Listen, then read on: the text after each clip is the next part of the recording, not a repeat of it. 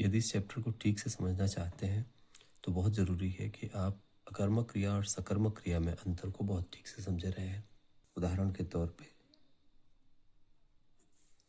राम खाना खाता है। दूसरा वाक्य है चिड़िया उड़ती है।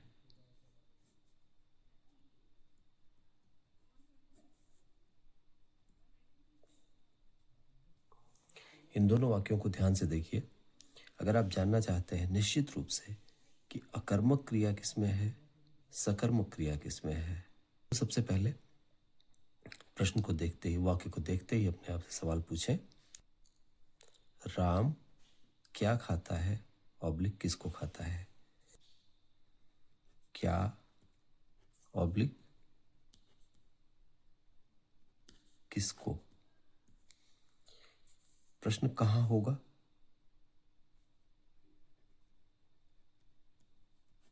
क्रिया के ठीक पहले।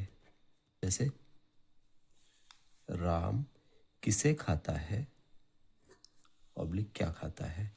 उत्तर मिला राम खाना खाता है।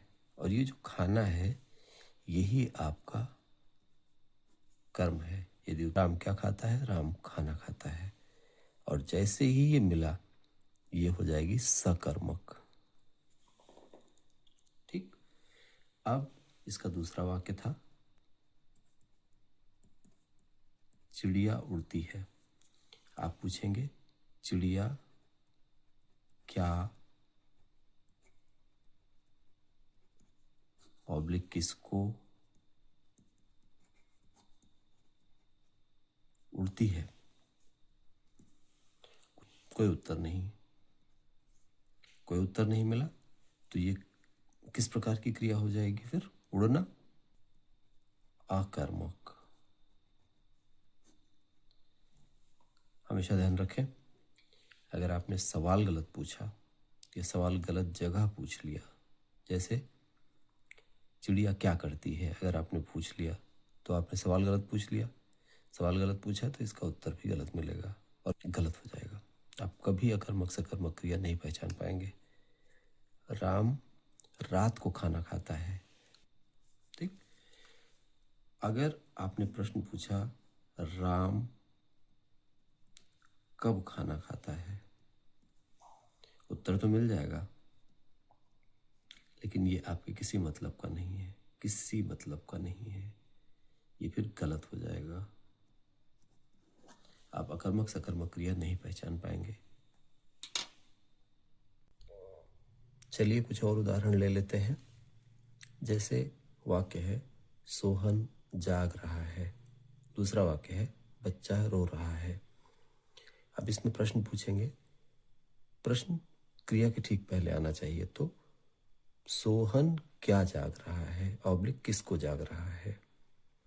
दूसरे वाक्य में प्रश्न क्या बनेगा, बच्चा क्या ऑब्लिक किसको रो रहा है। कोई उत्तर मिला? पहले प्रश्न का भी नहीं मिला, दूसरे प्रश्न का भी नहीं मिला, इसलिए क्रिया क्या कहलाएगी यहाँ पे? अकर्मक। क्रिया यहाँ पे निश्चित अकर्मक हो गई। अगले वाक्य देखें, सीता खाना खाती है, माली पौधों को सींचता है। ठीक। प्रश्न पूछा सीता क्या ऑब्लिक किसको खाती है। दूसरे के लिए प्रश्न पूछा माली क्या ऑब्लिक किसको सींचता है। उत्तर मिला? बिल्कुल मिला।